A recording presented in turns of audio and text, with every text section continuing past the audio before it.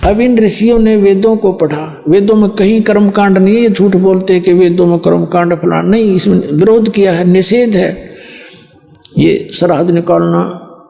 और गीता जी में निषेध है, 9वें अध्याय के 25वें श्लोक में कहा कि भूत पूजने वाले भूत बनेंगे, देवता पूजने वाले देवताओं के उसमें जाएंगे, पितर पूजने वाले पितर बनेंगे, पितरों को प्राप्त होंगे, मेरा भक्त मुझे प्राप्त होगा, यानी भगवान का भक्त भगवान को मिलेगा, और अन्य उपासना करने वाले वो योनियां पाएंगे। तो वेदों के अंदर यजुर्वेद अध्याय नंबर 40 के श्लोक नंबर 15 में स्पष्ट किया है कि वायु अनिलम अथिदम भस्मांतम शरीरम ओम कर्तु समर कल्वे समर कर्तुम समर। इन ऋषियों ने पूरे वेद पढ़े और अब पर निष्कर्ष निकाल लिया कि ओम नाम है बस वेदों में, और कोई मंत्र नहीं है। और इसका इन्होंने है तो ये ब्रह्म का, ये मान लिया उस सुप्रीम पावर का, क्योंकि इनको तत्वदर्शी संत मिला नहीं। तो कहने का भाव है कि वेदों में स्पष्ट किया है कि उस परमात्मा की भक्ति करने से मोक्ष होगा। इन्होंने वो परमात्मा ब्रह्म मान लिया, ओम उसका जाप मान लिया, इस आधार से इन्होंने अब पर फैसला कर लिया। इनकी मति मारी गई।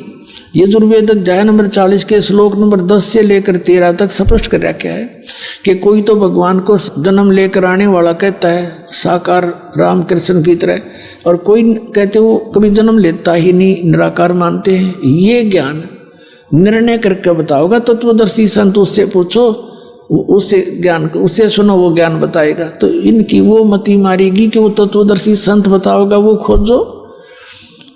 और यजुर्वेद अध्याय नंबर 40 के श्लोक नंबर 17 में स्पष्ट किया है, वेद ज्ञानदाता कहता है कि मेरा तो ओम मंत्र है, मैं ऊपर दिव्य आकाश ब्रह्मलोक में रहता हूँ, और वो परमात्मा गुप्त है, परोक्ष है पूर्ण परमात्मा। तो यहाँ भी बुद्धि कामना करी कि इसे वेद ज्ञानदाता से भी कोई और है।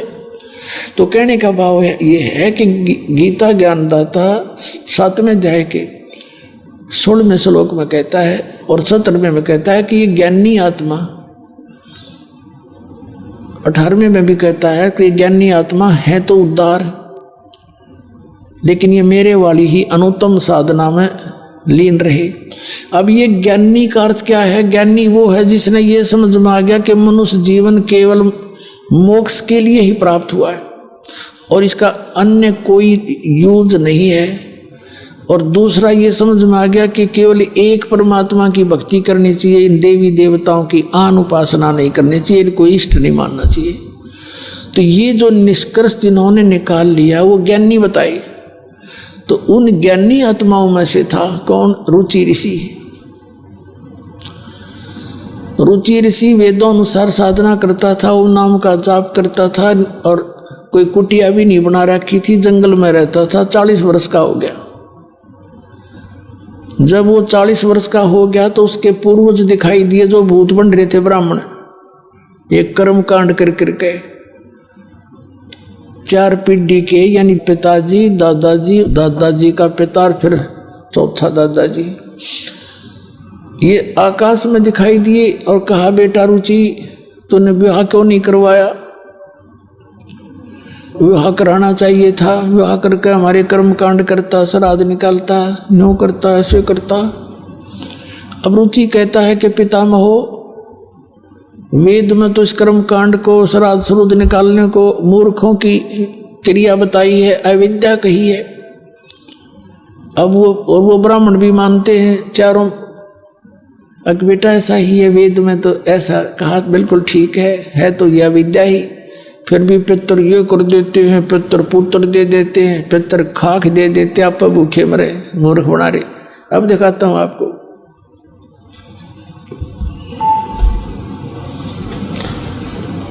ये एक मार्कंडेय पुराण है। पुण्यात्माओं, इस विद्या का लाभ आपको केवल परमात्मा पाने के लिए है। बाकी रोटी रोटी का रोला गना बड्डा ना है। 4 रोटी खाओ आदमी, सुबह 4 शाम ने खूब गुजारा हो जा। एक कुटिया पा जा कि तो उसमें टाइम पास कर लेंगे, फिर ये पीछा सदा के लिए छूट जाएगा, सदा का सुख हो जाएगा इस अनुसार चलोगे तो। अब देखिएगा, मार्कंडेय पुराण, गीता प्रेस गोरखपुर से प्रकाशित, गीता प्रेस गोरखपुर से प्रकाशित। ये मार्कंडेय पुराण संक्षिप्त 242 पृष्ठ पे नीचे देखिएगा। रोचे मुनि की उत्पत्ति कथा। मार्कंडेय जी कहते हैं, ब्रह्मन पूर्व काल की बात है, प्रजापति रुचि ममता और अहंकार से रहित इस पृथ्वी पर विचरते थे। उन्हें किसी से भय नहीं था, वे बहुत कम सोते थे। उन्होंने न तो अग्नि की स्थापना की थी और न अपने लिए घर बना रखा था। वे एक बार भोजन करते और बिना आश्रम के ही रहते थे। उन्हें सब प्रकार की आसक्तियों से रहित एवं मुनिवर्ती में रहते देख उनके पितरों ने उनसे कहा। पितर बोले, बेटा, विवाह स्वर्ग और अपवर्ग का हेतु होने के कारण एक पुण्यमय कार्य है, उसे तुमने क्यों नहीं किया? गृहस्थ पुरुष समस्त देवताओं, पितरों, ऋषियों और अतिथियों की पूजा करके पुण्यमय लोकों को प्राप्त होते हैं। वह सभा के उच्चारण से देवताओं को, शब्दा शब्द से पितरों को तथा अन्नदान बलि वैश्वदेव आदि से भूत आदि प्राणियों एवं अतिथियों को उनका भाग समर्पित करते हैं। बेटा, हम ऐसा मानते हैं कि गृहस्थ आश्रम को स्वीकार न करने पर तुम्हें इस जीवन में कलेश पर कलेश उठाना पड़ेगा और मृत्यु के बाद और दूसरे जन्म में भी कलेश ही भोगने पड़ेंगे। रुचि कहते हैं, पितरगण, परिग्रह मात्र ही अत्यंत दुख एवं पाप का कारण होता है। ये ब्याह करवाना तो और बड़ा झंझट, आपके शिक्षा दे रहे हो मेरे को, तथा उनसे मनुष्य की अधोगति होती है। यही सोचकर मैंने पहले स्त्री संग्रह नहीं किया। अब यहाँ कहते हैं, पितर बोले, ये देखो चारों भूत दिखाई दे गए बेचारे को, ये चारों भूत बन रहे और ये इसने दिख गया अपने पितर।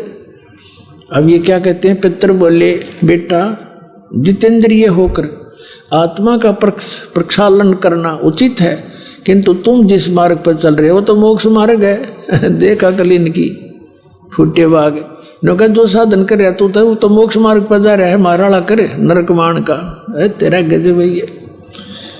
पितर बोले, बेटा, जितेंद्रिय होकर आत्मा का प्रक्षालन करना उचित है, किंतु तुम जिस मार्ग पर चल रहे हो वो तो मोक्ष मार्ग है, आगे देखना।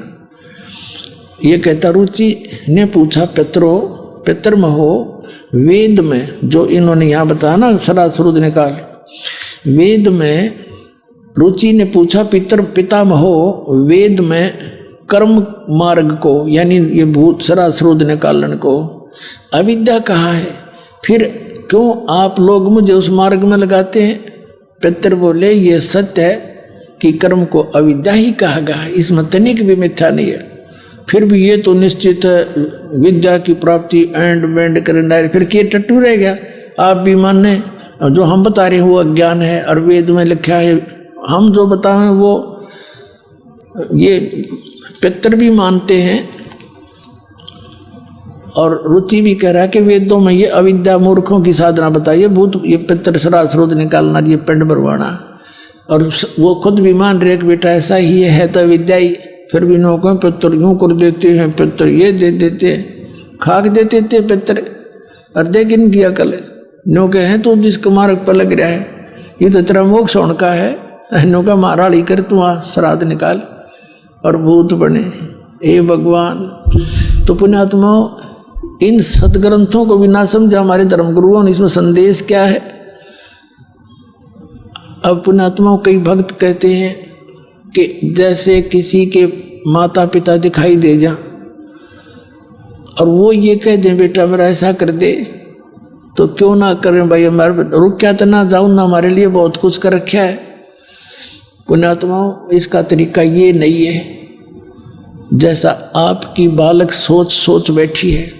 जैसे किसी का बालक कुएं में गिर गया और वो तो त्राही कर ही रहा है, तो उसका इलाज क्या? आप भी छलांग लगा दे उस समय, क्या की समझदारी दोनों मरे।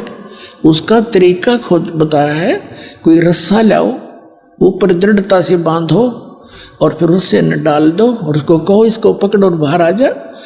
बच्चा और नहीं पकड़न जोगा तो आप उसको पकड़ के उस तक पहुँचो और उसको भी साथ लटका लाओ और फिर बाहर से उसको खींचो।